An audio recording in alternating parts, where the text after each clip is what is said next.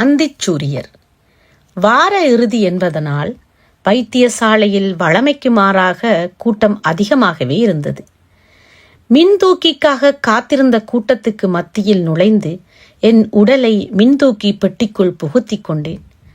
3ஆம் தட்டுக்கு என்னை பக்குவமாக ஏற்றி வந்து இறக்கிய மின்தூக்கிக்கு மனதுக்குள் நன்றி கூறிக்கொண்டு வெளியேறி 315ஆம் எண் அறையை தேடி கண்டுபிடித்த போது அறைக்கதவு மூடப்பட்டு அமைதியாக இருந்தது.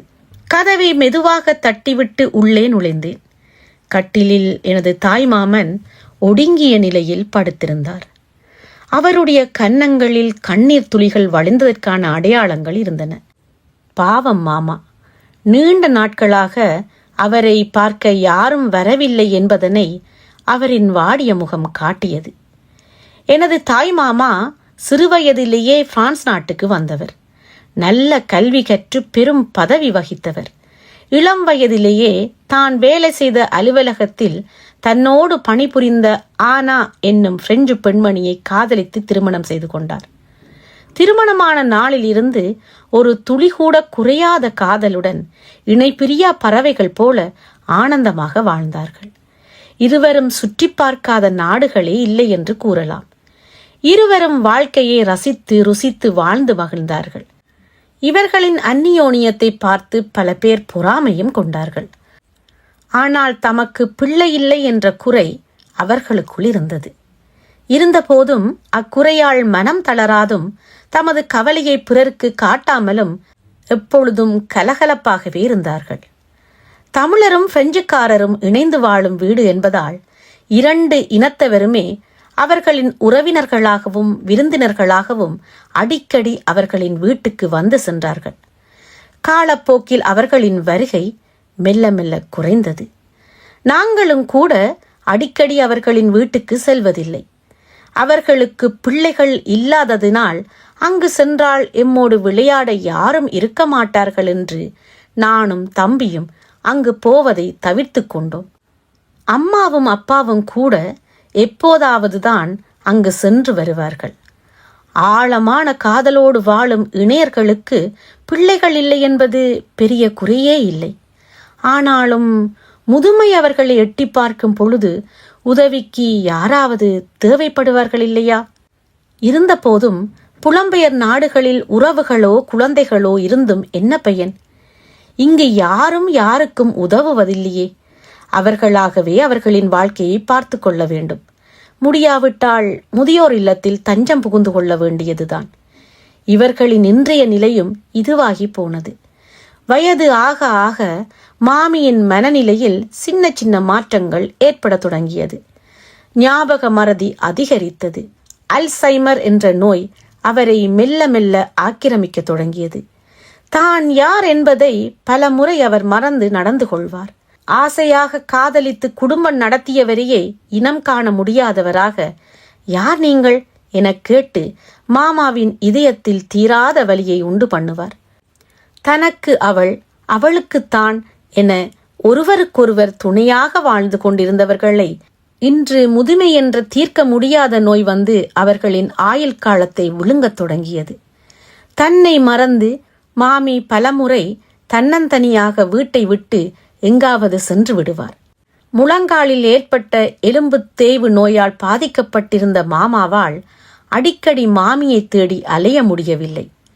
உண்மையான உறவுகளின் துணையில்லாதவர்கள் நடுக்கடலில் துடுப்பில்லா படகுகள் போல தத்தளித்தார்கள். தனது இக்கட்டான நிலையை குடும்ப மருத்துவரிடம் எடுத்துரைத்த மாமாவுக்கு மருத்துவர் கூறிய ஒரே ஒரு தீர்வு மாமியை முதியோர் காப்பகத்தில் சேர்த்து விடுவதுதான். தனது ஆசை மனைவியை பிரிந்து வாழ முடியாமலும் அவரை தன்னுடன் வைத்து பாதுகாக்க முடியாமலும் தத்தளித்தார் மாமா. ஒரு கிழமையாக யோசித்து தனது பஞ்சு போன்ற மனதை கல்லாக்கி கொண்டு மாமியை காப்பகத்தில் சேர்த்து விடுவதுதான் சரியான தீர்வு என முடிவெடுத்தார். தனது வீட்டுக்கருகிலேயே முதியோர் காப்பகம் ஏதாவது இருக்கிறதா என தேடியவருக்கு எதிர்மறையான பதிலே கிடைத்தது. அவரின் ஆசை நிராசையாக அவர் வீட்டிலிருந்து 30 கிலோமீட்டர் தொலைதூரத்தில் ஒரு முதியோர் இல்லத்தில் மாமிக்கு இடமும் கிடைத்தது. தனது வீட்டுக்கருகிலேயே முதியோர் இல்லம் இருந்திருந்தால் தினமும் அவரை சென்று பார்த்து வரலாம் என எண்ணியவர் ஆசையும் பொய்த்தது. காப்பகத்தில் மாமி தங்க வைக்கப்பட்டார். கால் வலியால் சிற்றுந்தை ஓட்ட முடியாதவர் எப்படி தினமும் மாமியை சென்று பார்ப்பது, செல்லாமலும் இருப்பது? என்ன செய்வது என்று தெரியாது துடித்தார் மாமா. என்றுமே பிரிந்திடாத தனது அன்பு மனைவியை வாழ்நாளில் முதலில் பிரிந்து வாழப்போகிறார். அதுவும் ஓரிரு நாள்கள் இல்லை, வாழ்க்கையின் இறுதி நிமிடம் வரை பிரிந்து வாழப்போகிறார் என்று எண்ணி பார்த்தபோது மாமாவின் இதயம் வெடித்துவிடும் போல் இருந்தது. என்ன செய்வது? எவ்வளவுதான் வாழ்க்கை இனிப்பாக இருந்தாலும் ஏதோ ஒரு சந்தர்ப்பத்தில் கசப்பையும் கொடுத்து விடுகிறது. யாருக்கும் எந்த பாவமும் செய்யாத தூய்மையான மனம் கொண்ட இரு ஆத்துமாக்கள் இன்று மிக பெரிய துயரமான நிலையில். எப்படியாவது தினமொரு முறையாவது தனது அன்பு மனைவியை கண்டு அவளோடு சில மணி நேரம் கழித்துவிட்டு வர வேண்டும் என கண்டிப்பாக தனது மனதுக்கு கட்டளையிட்டு கொண்ட மாமா அக்கட்டளையை ஒரு நாள் கூட மீறாது நிறைவேற்றி வந்தார். தினமும் மாமிக்கு பிடித்த பழங்கள், தின்பண்டங்கள் என கை நிறைய உணவுப் பொதிகளை வாங்கிக் கொண்டு வாடகை காரில் மாமி தங்கியிருந்த காப்பகத்தை நோக்கி தாயை தேடிச் செல்லும் மழலை போல ஓடோடிச் செல்வார். ஆரம்பத்தில் மாமாவை இனம் காண முடியாமல் அவருடன் பேச மறுக்கும் மாமி தாதியின் சொல் கேட்டு மாமாவுடன் பேசுவார். இரவு உணவு வரை காப்பகத்திலேயே இருந்துவிட்டு மறுபடியும் வீட்டுக்கு வருவதை மாமா வழக்கமாக கொண்டிருந்தார். இதனால் ஏற்கனவே எலும்பு தேய்வு நோயால் பாதிக்கப்பட்டிருந்தவரை வேறு நோய்களும் வந்து சூழ்ந்து கொண்டன. இந்த பயணத்தை தனது உடல்நிலை ஏற்காவிட்டாலும் மன உறுதியுடன் தனது இறுதி மூச்சு வரை மாமியை கவனமாக கவனிக்க வேண்டும் என தனக்குத்தானே தைரியம் கொடுத்து கொண்டார். பல முறை மாமாவை பார்த்து, ஏன் என்னை இங்கு தனியாக விட்டு செல்கிறீர்கள் என அடம் பிடித்து அழும் மாமியை எப்படி சமாதானம் செய்வது என புரியாது தானும் ஒரு குழந்தை போல அழுவார் மாமா. உடல் வலியோடு மாமியின் நிலையை எண்ணி மெல்ல மெல்ல மாமாவை மனவலியும் பிடித்து கொண்டது.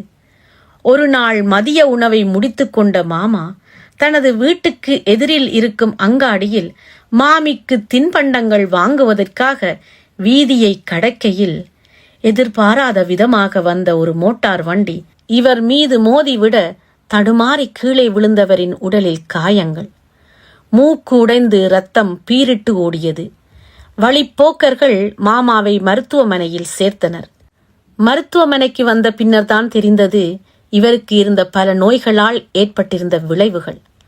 இரத்த அழுத்தம், சர்க்கரை நோய், எலும்பு தேய்வு என மருத்துவர் நோய் பட்டியல் ஒன்றையே தயார் செய்து வைத்திருந்தார். உடலில் ஏற்பட்ட காயங்கள் மாறும் வரை மருத்துவமனையிலேயே தங்கியிருக்க வேண்டுமென வலியுறுத்திய மருத்துவமனையின் சொல்லை தட்ட பலமற்றவராக இன்று பல நாள்களாக இந்த அறைக்குள் சிறகுகள் வெட்டப்பட்ட பறவையாக ஒடுங்கி போய் படுத்திருக்கிறார். தன் உடல்நிலையை பற்றிய கவலையை விடவும் மாமியை பார்க்க முடியவில்லையே என்ற ஏக்கம்தான் இவரை பெரிதும் பாதித்திருக்கிறது என்பதை அவருடைய வெளிறிய கன்னங்களில் படிந்திருந்த காய்ந்த கண்ணீரின் அடையாளமும் சிரிப்பற்ற முகமும் காட்டின.